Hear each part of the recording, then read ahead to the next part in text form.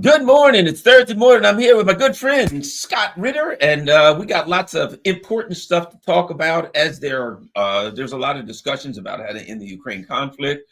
Who's really in charge? Who's really yanking the strings? Who we've heard this business about puppet masters and puppets. Who are the puppet masters? Let's talk.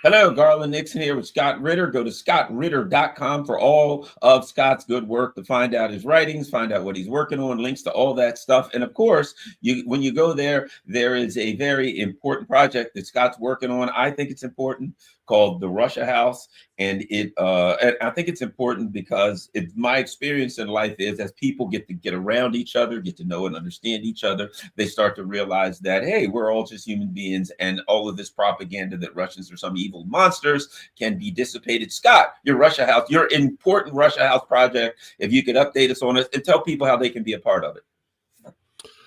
No, I mean, we continue, we put out every week, we put out an interview and an article linked to that interview.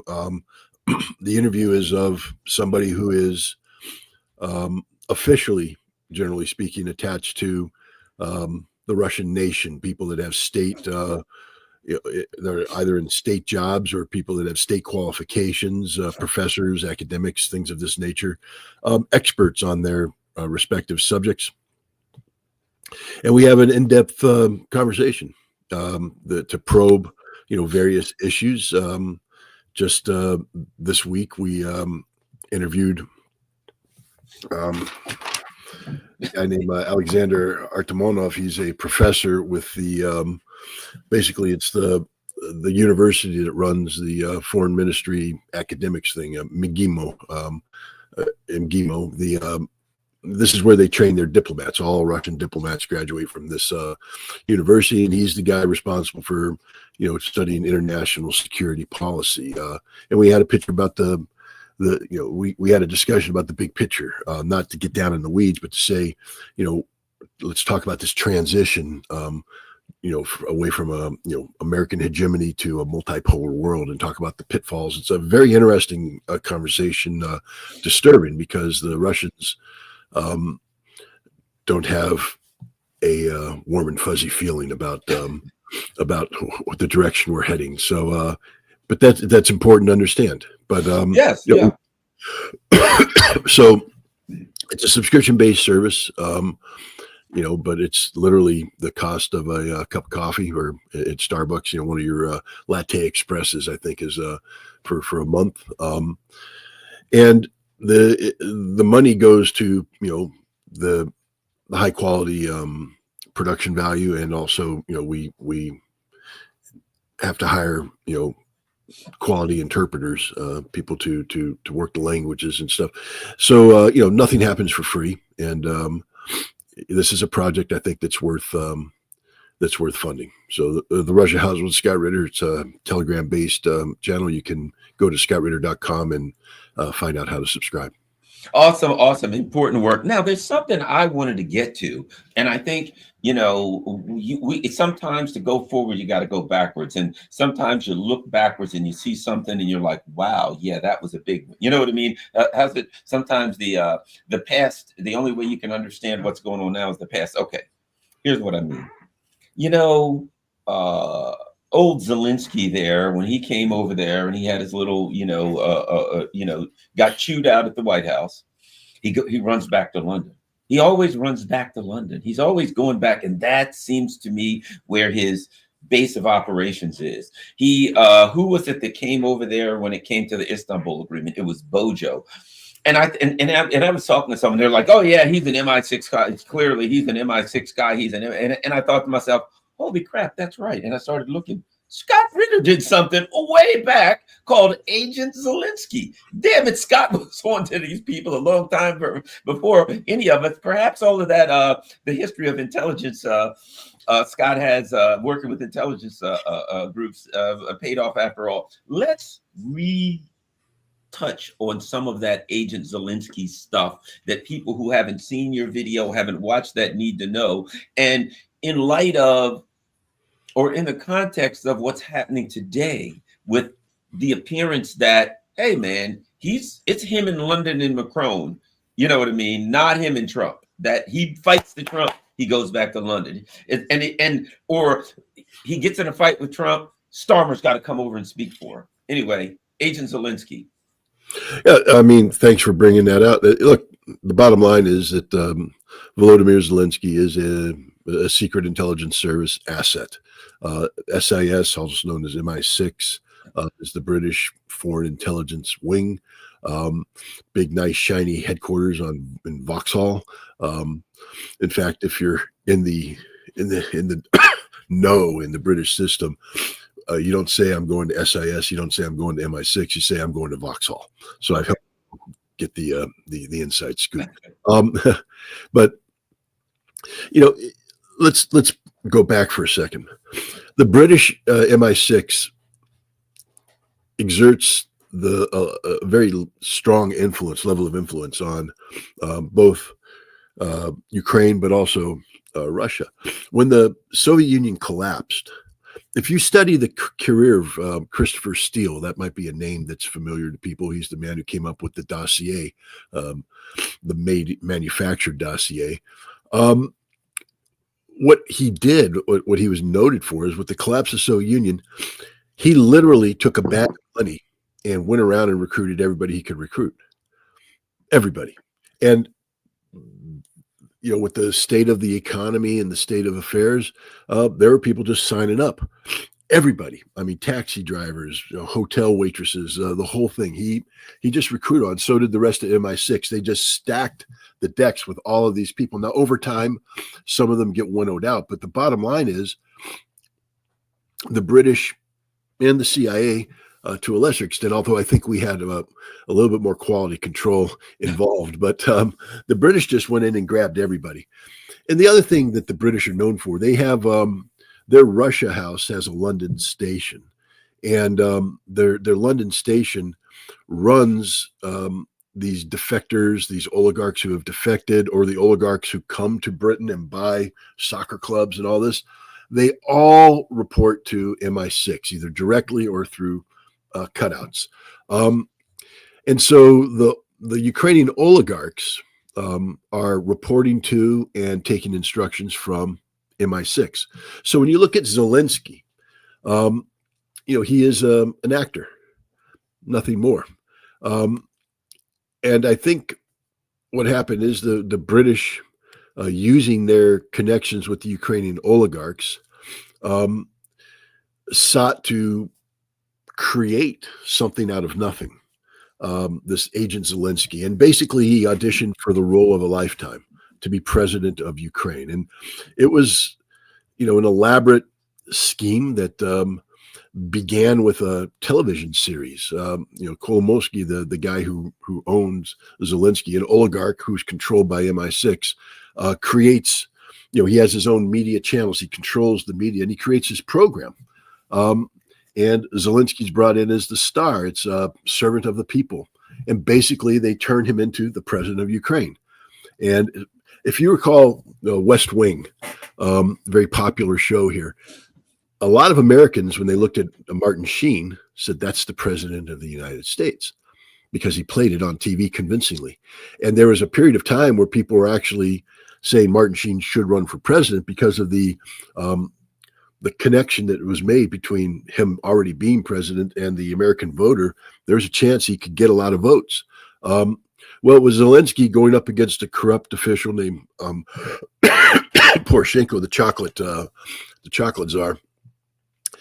All they had to do is put forward a credible person, and they shaped his platform. But during this time, what you'll find is that Zelensky was an out of control party animal. as he's running for president, he still has his crew around him, and they're still going out snorting cocaine and doing stupidity. And, literally while he's running for president and putting on this public face, he's doing things that would be disqualifying for just about anybody. But MI6, together with Ukrainian security, which MI6 owns, cleaned it up, and this guy got elected. He is completely beholden to the British. He takes instructions from the British. They are his director, producer, and screenwriter. Now lately he thought, he's one of these guys that I guess believed in the role too much. And when the screenwriters tried to write a different ending to the story, he has objected and tried to take over aspects of the screenwriting. But this whole Churchillian, I am Winston Churchill, this is all British. It's all written by the British, staged by the British. I've worked with the Secret Intelligence Service, MI6, and they have an entire organization, Information Operations, IO, that does this sort of thing. They do black propaganda, but they also go out and they take over governments, get the right people into governments. They have their fingers everywhere. The Vatican, and Agent Zelensky, you see a meeting in the Vatican where the head of British intelligence goes there to liaise with Zelensky. But the bottom line is Zelensky is a controlled British intelligence asset. He may be, more difficult to control today, but he's still a controlled asset. And there's it's not an accident that he continues to run to England and Keir Starmer and such. And if we ever got the breakdown of the people who are in the room with him and Starmer, you would see his MI6 handlers. Do you think that he really, he's doing all of this freaking out, and he's, we've got to stand up to blah, blah, blah Russians. He's taking some positions that seem irrational. Is it that he's really irrational, or is it that he's an actor and he's told to take these positions that appear to be irrational, but MI6 has a method to it? We want you to say this for this reason and do this for that reason. Or, how much leeway does he have as the being, what is the old saying that if you play a Doberman long enough, if you're a Chihuahua and you play a Doberman long enough, after a while you'll think you're actually a Doberman even though you're only a Chihuahua. Do you think it's get to the point where he really thinks he is the leader of the country, or is this really still, in your opinion, mostly an act?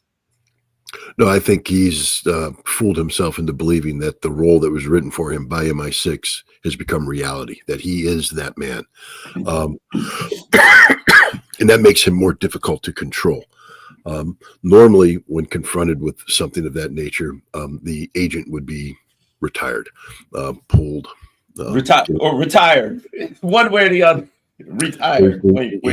He wouldn't be continuing to serve in the role that he's serving now, but because there is no viable replacement for him, the British, cut him a large amount of slack. But he, God, excuse me, I'm dying here. That time of year, I go outside and there's pollen everywhere. I'm coughing and sneezing, eyes red. So Yeah, no, I took a number of flights earlier this week to go to a wedding, and airplanes are just a festering cesspool of germs.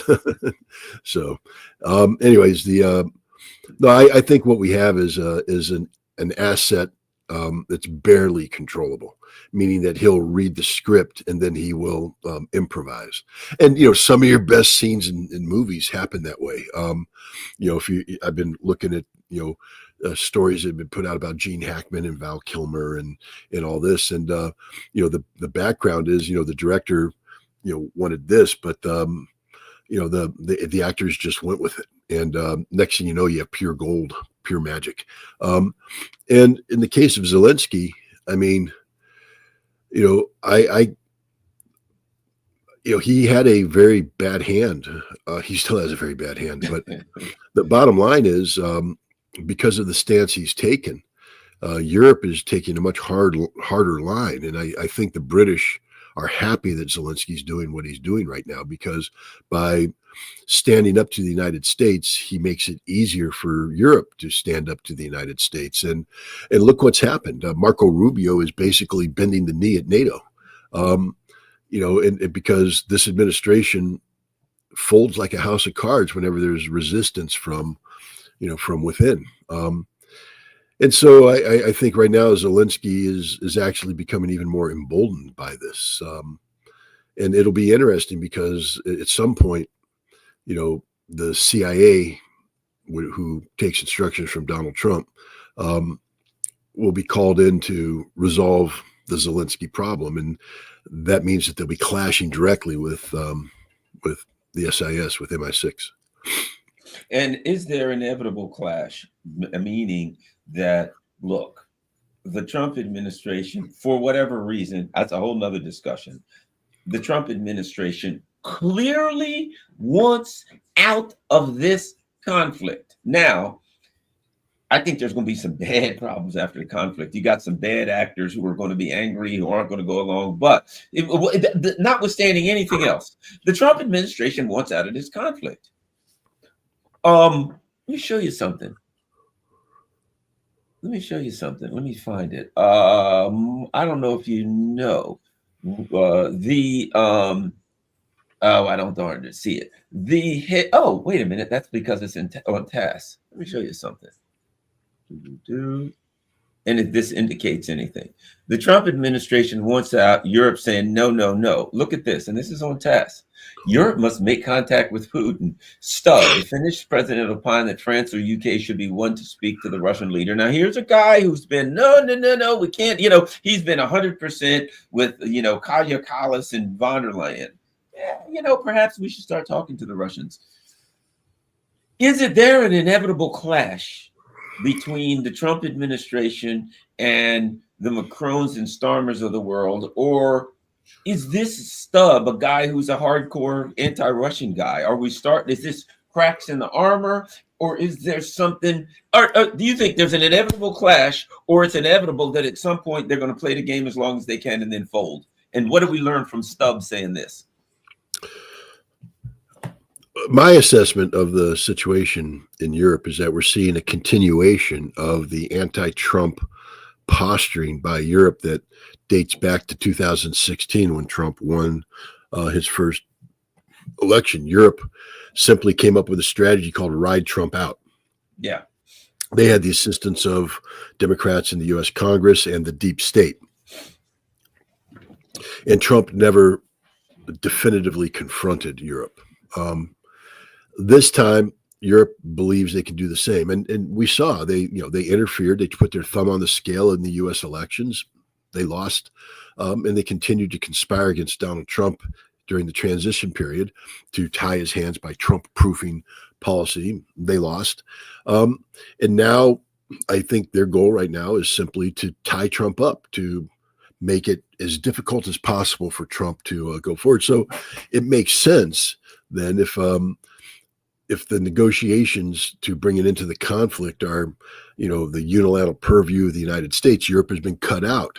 What Europe seeks to do is to get in there and muddy the waters. Yes. To create alternative approaches to confuse the Russians. It's a simplistic game because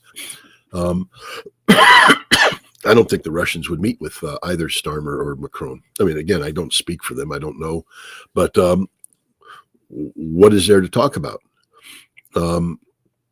Until either one of them shows themselves willing and able to engage in constructive dialogue, and constructive, defined by the Russians, means that they have to recognize that A, Russia's won this war, and B, that to the victor go the spoils. So as long as Starmer and Macron are operating under the premise that it is their job to humble Russia on the battlefield, that's a direct quote. To humble Russia on the battlefield. Why would Russia meet with them? So I think that this is a bunch of posturing by the Europeans. We'll see what happens. What's interesting is Stubb just finished playing golf with Donald Trump, and so one has to wonder if Trump whispered in his ear to get the Brits in, because Trump's running into problems. The Russians aren't yielding. The Russians made clear what their posture is, what their position is, and they're waiting for the United States to come back, and the United States can't come back because we can't agree to half this stuff. Trump has sold certain things like a frozen conflict, like Russia won't get all the territories that it wants, things like that. And the Russians are like, we'll keep talking, but we'll keep killing. We're going to keep moving on the battlefield, and there's going to be no end to this thing. So I just think this is part of Europe's long-term strategy of muddying the waters. I'd be surprised in the short term if there was communication between the Europeans and Russia. You have Kirill Dmitriev. He's in the United States now for some high-level meetings. This is a man who sits with Vladimir Putin. He's speaking on behalf of Putin. He is the other half of the creative duo. One being Steve Witkoff, who's a close advisor to Donald Trump, businessman. Kirill Dmitriev is a close advisor to Vladimir Putin, a businessman. And so I think what Dmitriev is, he's over here to talk about the business of peace and why it's in America's interest to push through these problems we have with Ukraine and go on to the big picture, which is stable relations. I always say this. I've told people many times. I have a sister who's an accountant. She's a CPA, and her, as a CPA, she always says this: Garland, it's always about the money, right? It's always about the money. And I've said this all along. All of the things that money being, what power do you have in real power, right? So from the perspective of, if we're going to play a card game, we're going to play on Friday night.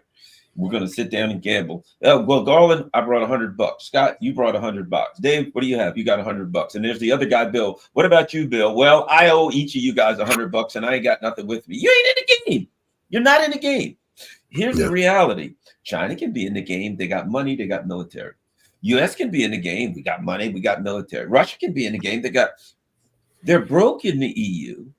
And they have virtually no military. So in this poker game where we're playing, sure, somebody can win and somebody can lose. But to me, the fact that they can't bring any real force to bear on the battlefield under any circumstances that will be of consequence. They can't hurt anybody with money, and they can't even come up with enough money to one day bring any force to, right? So in the real world, as far as I'm concerned, why would the Russians talk to them? In the real kinetic world of money and military power, Europe is no longer in the game. In fact, if you look around the world, Europe ain't in the game. You know what I mean? And if you're not in the game, and if you don't have anything that you can use as either somebody wants what you have because you got oil or gas or something, or you're buying something, or you can threaten somebody with something, if you got none of that, I'm sorry. Garland and Scott and Dave, we're gonna play cards, buddy. You got to go. You're not even hanging around here. You can't even have a shot. You didn't put any money in on the bourbon. You ain't getting a shot. Get out of here. No, you're right. This is a game that was supposed to be decided economically by sanctions and militarily through proxy. The Europeans were able to leverage their weakened military position to some extent because they're not being called upon to deploy boots on the ground and sustain that. They just needed to provide equipment and ammunition to the Ukrainians. But what happened is, this is a high intensity war where stuff gets ground up continuously, and Europe isn't able to sustain the supply of this stuff. Their defense industry isn't up to par. And they've lost that. Sanctions, they haven't been able to sanction Russia into submission. Just the opposite. Russia's been successfully able to flip the script on that and bring harm to Europe's economy because of energy prices. They're in a very, very weak position. The only thing they have going for them is the nostalgia of the United States for Europe.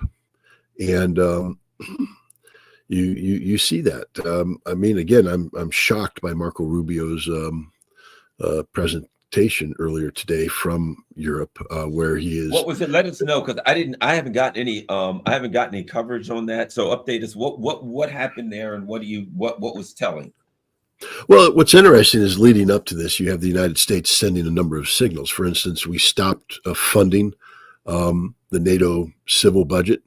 We stopped doing planning for next year's training exercises. And if anybody knows anything about NATO, we're sort of the head planner because we bring all the toys to the table. And when you get the United States out of it, all you're left with is very little exercises that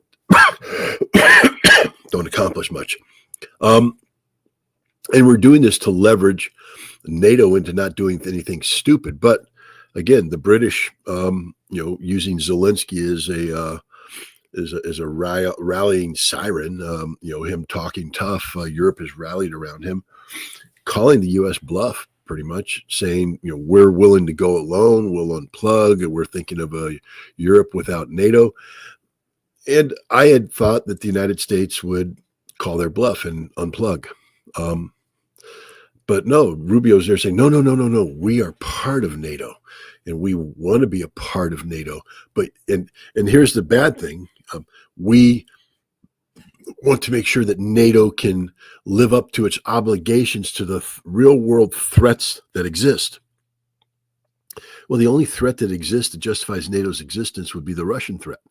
So this is, in a way, Rubio saying we now view the Russians as the threat. It's just a bad look, a bad signal. Contradictory. It's 100% contradictory. And there's a reason why the Russians don't trust us, because we can't be trusted. We don't want peace. What we want is victory. On the negotiating table, we want to undo everything that Russia has accomplished. If I may throw something else, because this is a perfect time for me to throw this in, something I was talking about the other day. What you see with Russia is a very disciplined message. You know what I mean? And a disciplined and unified position. This is what we want. It's simplified. We gave it to you in December of 2021. We're sticking to it. What do you want? That's what we want. You know what I mean? Talk to Sergei Lavrov. You know that they're not saying anything that hasn't been discussed and cleared and blah, blah, blah, right? Dmitry Medvedev, he's the alternative ego. Every now and then he goes out. These swine, we should just kill them all, right? Okay, but that's very consistent. And it is disciplined and it is professional, right? And you're like, okay, I see where the Russians are coming.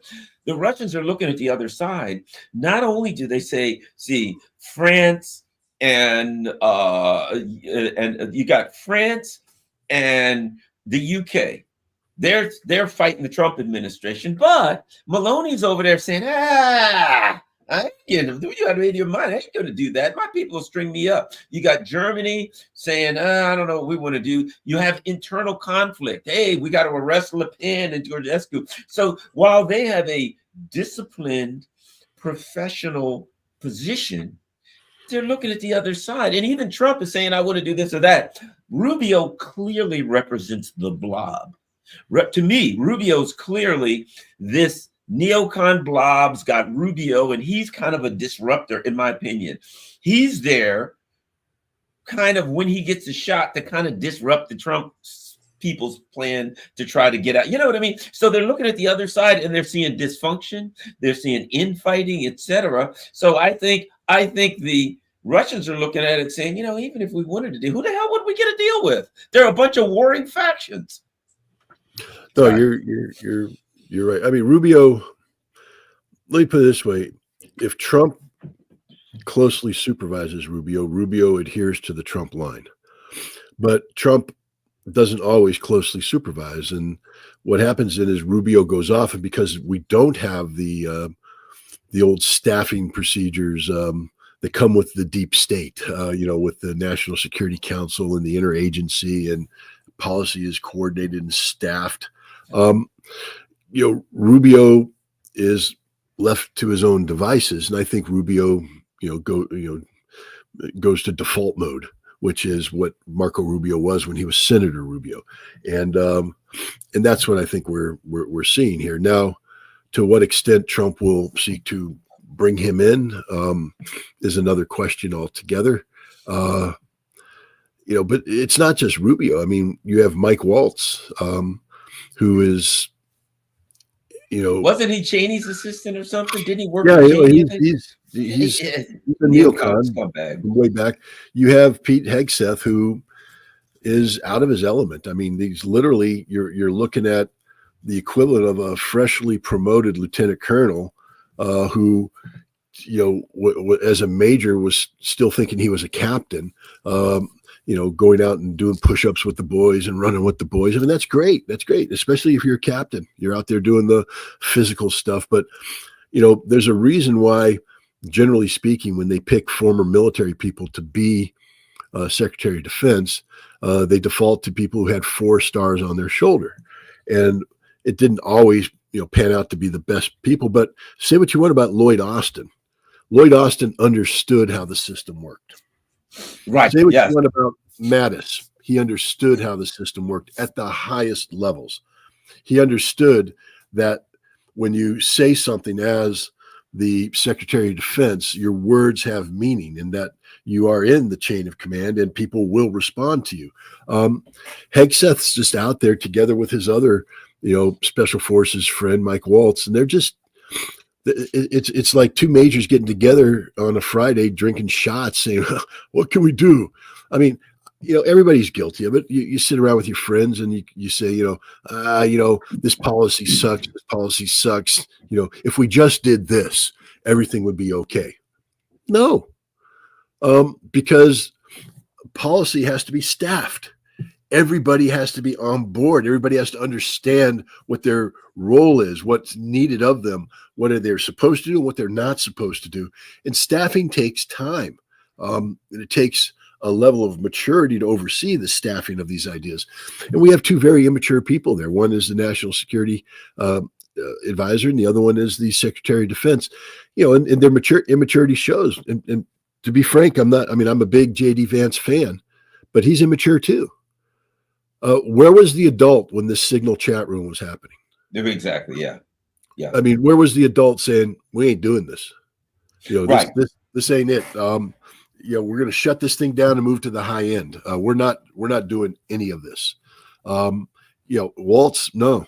What I need you to do is go to NSA and find out, and make sure that we all have whatever the classified mobile devices that we're supposed to have.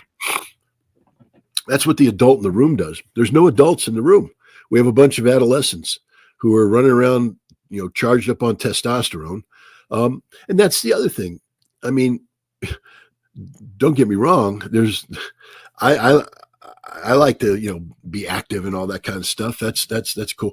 But the Secretary of Defense job isn't to go out on 5-mile runs with the troops and do push-ups and all that stuff. You're not in the military. You're the civilian leadership. And the civilian leadership has to be detached, meaning that you just don't go down there and become one of the guys or one of the gals. You can do that on occasion to go in and have a meal with them, but every trip to go down there, and what happens is you become too familiar. You become way too familiar, and then you stop being the Secretary of Defense whom everybody should fear. I mean, to be honest, when the Secretary of Defense shows up at your facility, everybody's sphincter should tighten. Yeah. If I may, when I learned in law enforcement, I was really close with our superintendent, and he had talked to me about, well, you're a major now, and this is what's different, right? And I tell you when it dawned on me, not blowing my own horn, this is reality. I went out to Western Maryland in the mountains to I said, I'm coming out Wednesday. I want to see how things are going out there. It's a facility, right? Okay, right. Yeah. We'll be ready, right? Okay. I think nothing of it, because when I was a lieutenant or a sergeant, I go to a meeting out there, sit around, have coffee with the guys, hang out, shoot the bull, and off I go, right? I hadn't been there in a while, and I was a major now. I come back. When I got there, the grass is cut. The cars are all lined up in front when I get there, and the guys are standing in front of their cars. Their hoods are up. The back is up. They're ready for inspection. They've got a list. You had a list of all the things that had to be in your patrol car. You have to have a fire extinguisher and a medical kit. All their medical kits are open to show and I'm like, holy shit. These guys they're the whole place is cleaned up. They have like catered lunch, all this. The major is coming out to do an inspection. And it dawned on me at that point, holy crap, You can't come here, shoot the shit with these guys about who won the Orioles versus the Yankees game, have a cup of coffee, talk to them, hang out a while, and drive up. This is different now. The world is different, right? And that's what I think with Hegseth. No, you have to have held an administrative position where you know when you do that, and this is what the superintendent had told me, the colonel, if you sit around and chew the fat with the guys, they lose respect for you. Absolutely. They have an expectation. They have a view of what and this was a term they used, the brass is coming, right? They have an expectation of what the brass is. And you represent, they don't see you as one of them. You represent power. And you get there and they're like, and they're prepared for inspection, sir, blah, blah, blah. They're not like, let's jump down and do some push-ups. Hey, yeah, you know. And when you have somebody who's never been, as you said, he's never been a 4-star, he don't understand the expectations that people have of what he represents to them. And he is discrediting himself. This is what I don't realize. He is discrediting himself amongst the troops by doing push-ups and crap. They have no respect for him now. Not as they respect him as a fellow plebe, but he's supposed to be the Secretary of Defense. Maybe civilians don't get this, but in the military there is a chain of command, and at the top of the chain of command is God. And I'm not talking about the religious God. I'm talking about the God that runs everything you do in your life, who can give you orders to die. And that's the thing. You can't sit there. I mean, it's tough. You had to learn that as a lieutenant. The lieutenant couldn't go down there and become one of the boys at the squad level, because in combat, the lieutenant has to go, squad leader, flank out, move up. And that's a mission of death. And the squad leader can't go, well, come on, Lieutenant, man, we were drinking just coffee the other day. You can't do that. The squad leader's got to go, the voice of God has whispered in my ear, and I shall now complete the maneuver. And then the squad leader is going to turn to his fire team leader and tell him to rush forward. The fire team leader is going to say, I'm going to die. And tough luck, rush forward. The military is a life and death enterprise. And it's not just that, it's just everything they do. There has to be somebody in charge who, when they issue orders, these orders, while they can be reviewed from a common sense and legal standpoint, there's a procedure for that. But the orders have to be obeyed as if they are from God. And if God is just a good old boy who's doing push-ups and running with you, then you say, well, he won't mind if I'm a day late, because hell, he was down here running with us and doing stuff. No. When the colonel comes into your office, you need to be standing up at attention, sphincter tight, scared to death about what he's going to do, and praying that you did everything right, because that's the only way you're ever going to do everything right. By knowing that if you don't do what the colonel tells you to do, your career's over. You're done. And words matter. You don't see battalion commanders out there, just spewing nonsense. They're in a position of authority, so their words matter. So when they speak in public and to the troops, they have to watch their words, understand, because the people are listening. They're listening, they're absorbing this. And if your words convey, like, what if I'm a captain in going on deployment, and I see the Secretary of Defense, everybody else doing a signal chat on their iPhone. What if I turn to my guys and go, hey, forget that NSA encrypted stuff, man. We're just going to signal chat. We're gonna do that.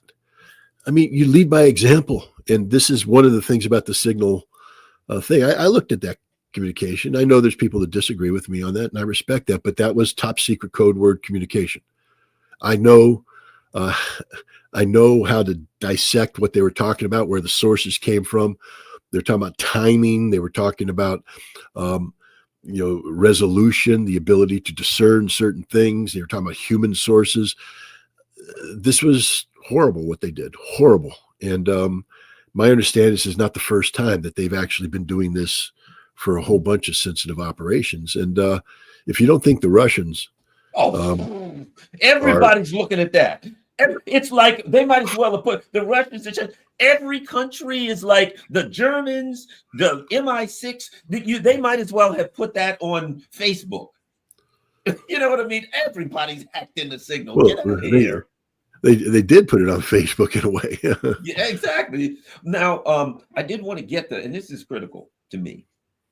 One of the things, look, and it's you were getting into when you give orders, do this, and somebody says, I ain't doing it. What I go back to is this. Even when Zelensky first got in and he went down to the Azov battalion and said, hey, how about we stop doing this? Screw you. He did that, right?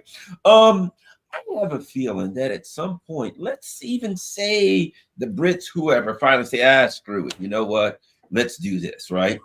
That they have created elements, and I say created because they've been in there since the 40s.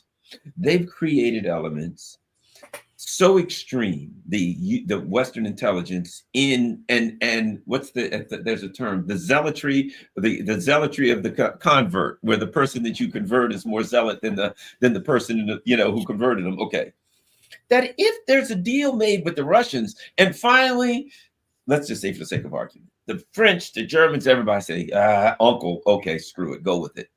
That you got extreme elements in Ukraine, they'll say, no, we ain't doing it. They've got extreme elements that nobody can tame. That, as I got to say this, Dr. Jim Kavanaugh said this way back at the very beginning of the conflict. He said, if the U.S. ever wants to get out of this, they're going to have to denazify Kiev themselves, because these people will never go with a deal. What do you think about that angle, Scott? Oh, well, first of all, the U.S. is more guilty than the British even of creating the Nazi problem in Ukraine. We've been coddling the Organization of Ukrainian Nationalists, B Bandera wing, since the end of World War II. And politically here in the United States, the Banderists have taken over the various Ukrainian American organizations.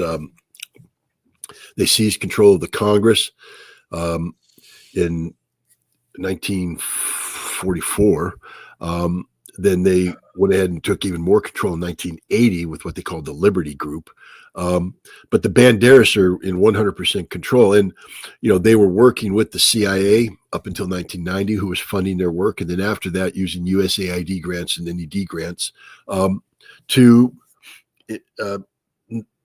get Banderism back into Ukraine, because the Banderas were arrested, some of them in return, but, the diaspora wanted to get all that back in. And so in the 1990s, in the 1980s, 1990s especially, when Ukraine became independent, we were flying influencers, Ukrainian influencers, to the United States, where they would go to the White House, the Pentagon, State Department. And they had their U.S. government person there, but they also had their Banderist, somebody from the Ukrainian Congress, tailing them the whole time and controlling their mindset and then taking them back. We built this ideology. We've sustained this ideology. And ultimately, we're either going to have to dispose of it ourselves or understand that when the Russians say denazification, they're not talking about something that's going to be pretty. If you're a Nazi, and just to be all the Banderas are Nazis, you're going to die, be arrested and put away for 10 to 25 years, or you'll be compelled to flee. There's not going to be any mercy. Lengthy prison sentences. You are finished. That's denazification. Zelensky, as you said, ran into a problem early on where he went in there and tried to implement some of these ceasefires. And he went up to the Azov battalion on the front lines. And they told him to pound sand. Now, he said, I'm the president. They're like, we don't care. At that juncture, the president should have brought in his special forces, surrounded the Azov, and killed them all. And said, this is what happens when you stand up to, this is armed mutiny, so you're all sentenced to death and die. But instead, what happened is he backed down, and then they followed him back to Kiev, and they told him, as he started looking at signing different legislation, they said, if you sign that, we're going to hang you by the neck until dead on Stepan Bandera Avenue, the main boulevard going down Kiev. We'll kill you. Yarosh gave him that threat in public. Now, if I went to the White House and told Donald Trump something like that, Secret Service would have me down. I'd be in jail. I'd be prosecuted. The whole thing. If you were lucky, if you were lucky, you get away with that. You threaten the president in the U.S., you're probably going to be done in. Yeah, it's but not Yarosh. He's out there doing his thing. The control of the Nazis is near absolute because they use intimidation, force, threats of violence. Yes, they politically speaking, they are a minority. But a lot of people don't realize that when the Nazi Party came into power, they were a minority. The Bolsheviks, even though it's the big group, or actually they were the smaller group, minority. The way they rule is through threats of violence, intimidation, and that's the way these they control everything. They brainwash the children now. The Banderas have control of all of the scouting programs in Ukraine. So from kindergarten on up, your children are indoctrinated to hate Russians and to worship Stepan Bandera. And so how do you deal with that? What do you do with the children who have been brainwashed to that extent? It's I don't know. Wasn't there an MP, a female MP, that was going around saying kids in kindergarten, if they speak Russian, they should be punished and all this kind of stuff? When, well, the unthinkable happened to her. And also the guy who was apparently behind the trade union massacre a while back, apparently he was in the wrong place at the wrong time and somebody put a bullet in him. I personally have my suspicions based on who those people were, that is a form of, shall we say, denazification. But of course, it could have been internal squabbles too. No, I think there's an element in Ukrainian society that's going to push back. The thing about it, if you're a practitioner of violence and the rest of society doesn't know violence, then you can succeed in intimidating them. We have a Ukraine right now where just about every male of a certain age has been on the front lines, has known war, has avoided death, is not afraid of death, and therefore they're not intimidated by these fat, primarily homosexual. I'm just stating I'm not being. The guy that was shot was a gay, openly gay. He raped men for fun. Bragged about it, and almost every one of these fat, obese, not swastika wearing Nazis has that sadomasochistic, gay violence in them, where they physically rape men.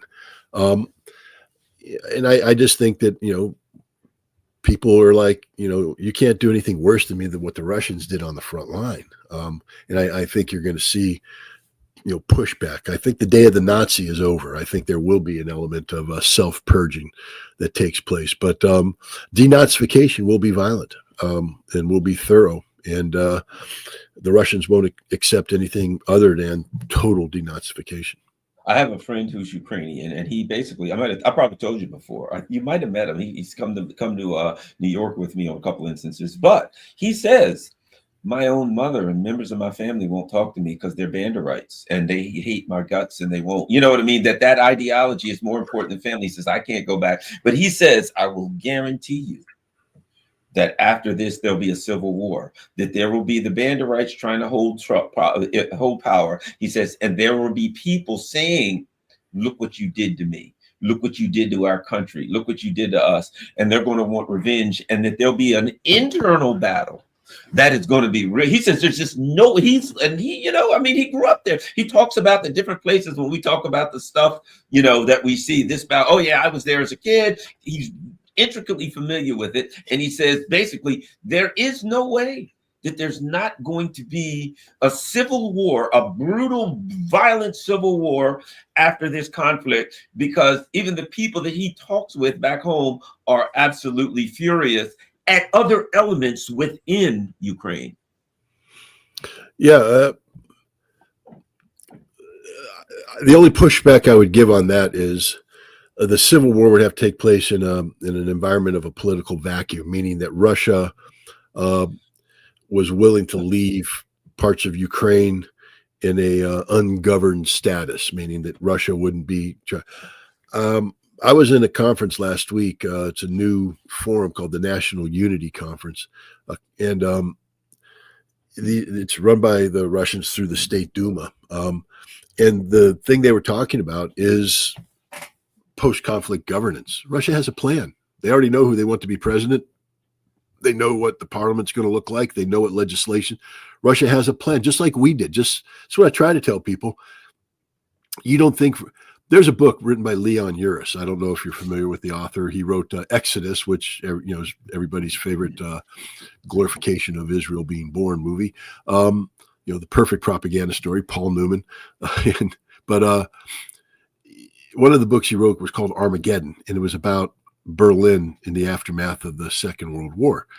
And he talks about, how Berlin was divided and governed and all that. But early on, you're introduced to the fact that the United States is creating a government, a military government. And as they moved into Germany, this military government took over and had a plan who was going to be, they had names, the people they would arrest, the people that they could trust. And they had a plan coming in. And as we went through Germany, the military government followed suit. And the Russians had the same thing. As the Soviets, as they came through, as they occupied territories, they didn't leave it to circumstance, happenstance. We don't know who's going to be governing this territory in the rear of our army as we go forward. We know exactly who's going to be governing and what they're going to be doing, what they're going to be called upon to do. The Russians right now are doing the exact same level of preparation. This conflict will end on terms favorable to Russia, and Russia is not going to leave Ukraine to chance. Russia's goal in this fighting is to ensure that this conflict is over, so that it doesn't reappear, 5 years down the road, 10 years down the road, 20 years down the road. They're ending extreme Ukrainian nationalism once and for all. That's the goal of this campaign. I would suspect, something I've heard a lot about is a Russian resistance inside of Ukraine that is not talked about, right? Really. The West doesn't talk about it because it would be very embarrassing for them to admit that there's a Ukrainian resistance against the Kiev government inside of Ukraine. The Russians don't talk about it, probably because they're funding it and and whatever they are, their intelligence is probably funding it and all over it. It would make sense to me that, and I've heard this said that, not a blade of grass moves inside of Ukraine that the Russians don't know. They know where everything is. And sometimes they don't blow stuff up simply because they don't want the Ukrainians to know that they know where everything is. But my point is, it would also make sense to me that within that framework of a resistance, right, that's would be one of the places that you would start building your post gun. You know what I mean? That resistance is on the ground. Those are Ukrainians. Those are people who know stuff. That it makes sense to me that now that I think about it, what the guy was saying was absent a governmental structure, there would be pure violence, right? And just madness. But what you're saying makes sense. The Russians, and let's face it, they got a history that nobody does bureaucracy like the Russians. They were the Soviet Union. They know how to do bureaucracy, that they would have everything set up to say, when this ends, because the other thing is this, the people that are there in these areas, they got to have food. They got to have water. They got to have, and I think that's one of the reasons where they don't destroy the infrastructure, because once this thing is over, in order to keep the people from freaking out, getting too restive, if it's over and the people say, oh gosh, I'm glad this war's over, and then they can't find food and water, everything goes berserk. But if you keep things, their jobs are still going, they're still getting paycheck or their pensions, everything remains smooth, things can be kind of, what do you think, Scott? No, I mean, I don't disagree, but after talking to some Russians and such, I think what we're going to see is more akin to what happened in Vietnam after the fall of Saigon. You had the VC, the Viet Cong, the popular forces in the South who were just what you're talking about. These are the guerrillas on the ground who've been doing things. They know things. And they assumed when the South fell that they were going to rise up and be in power. And the North came in and said, nah, we're in charge. And in fact, 3 years afterwards, they ended up arresting almost every one of these former VC people and putting them into, retraining programs because you couldn't control them. You can't allow people to function independently for a long period of time. And they're fighters. They're trained to be fighters. They're not trained to be politicians or bureaucrats. And they're not trained to be responsive to, the higher headquarters. And so I have a feeling that the Russians will find a place for these people. at the lower level, but that they're not going to take any chances. When they put somebody in charge of Project A, feeding people, that's somebody that Moscow says is taking, not going to think, well, I've been doing this on my own. I know how to feed people. I don't take orders from Moscow. I'm a Ukrainian and I'm going to do this the way I want to do it, kind of thing. And as you know, bureaucracies don't function well if the people in the bureaucracy start doing their own thing. Yeah, yes.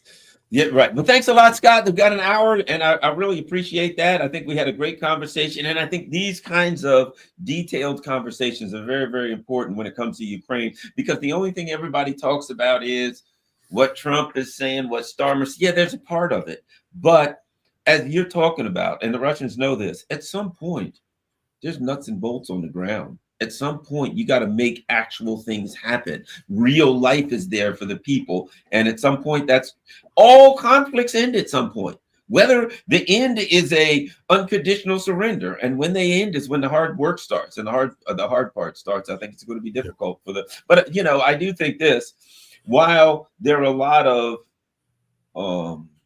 hard feelings now, I think Chechnya is the model. And at some point, if the Russians are able to bring structure to the lives of the people in Ukraine, are able to bring calm and to deliver the services, etc., that the model may be, you know what, when the old government was in power, things were kind of screwy. Hell, the electricity's on all the time now, the water's running, and we got jobs and things like that. People will calm down, and at some point they're part of the Russian Federation, maybe 20, 30 years out. But I think that's the model that is possible. I don't know. Maybe I'm being naive. Do you think it is? No, I mean, I'm actually in discussion with a group who are trying to, they used to go to Russia in the 80s and 90s, CDI, I think they're called, but they, through the Rotary Club and stuff. But, we were brainstorming on how to, have conferences that talk about, the pathway to reconciliation. And the Chechen model was definitely something we discussed, and, the need maybe to, before we try and solve the Ukrainian problem, to go to Chechnya and have a seminar where we capture the essence of how they resolved these issues, what problems they faced, what things they had to be done, identify that, so that you have a structure now that you can take to the Ukraine model and then populate it with people and organizations. So, yeah, I think the Chechen model is a very good model to. Scott Ritter, where can everybody find all your good works? Where should people follow you? ScottRitter.com. It's very easy, and everything's there. And I think everybody should watch Ask the Instructor. I mean, not Ask the Instructor. The one, Agent Zelensky. Where can people find that? You can go to ScottRitter.com, and you'll find you'll be able to navigate and get to the Agent Zelensky tab. Yeah, how many? That was a one part or two-part series. Yeah, it's worth watching, everybody. It's particularly now understanding I put it like this. Now you have a context with all that's going on to better understand that. I'm going to go back and rewatch it, because I think with the context of what's going on, it'll make more sense. I think you are out ahead of the curve on this. Thank you very much, Scott Ritter. Everybody, don't forget, go to ScottRitter.com. And when you're there, there are ways to donate. Make sure you go to Scott's Substack. That's important. Become a member of the Substack if you can afford it. Substacks are very inexpensive to join. So follow Scott and join his Substack, become a paying member, help him keep up doing his good work and the work that he's doing to bring the people of Russia, the cultures of Russia and America together for a resolution that the leaders won't be able to screw up. Scott Ritter, thanks a lot. Look forward to talking to you again soon. Share this on all your social media platforms. We're out.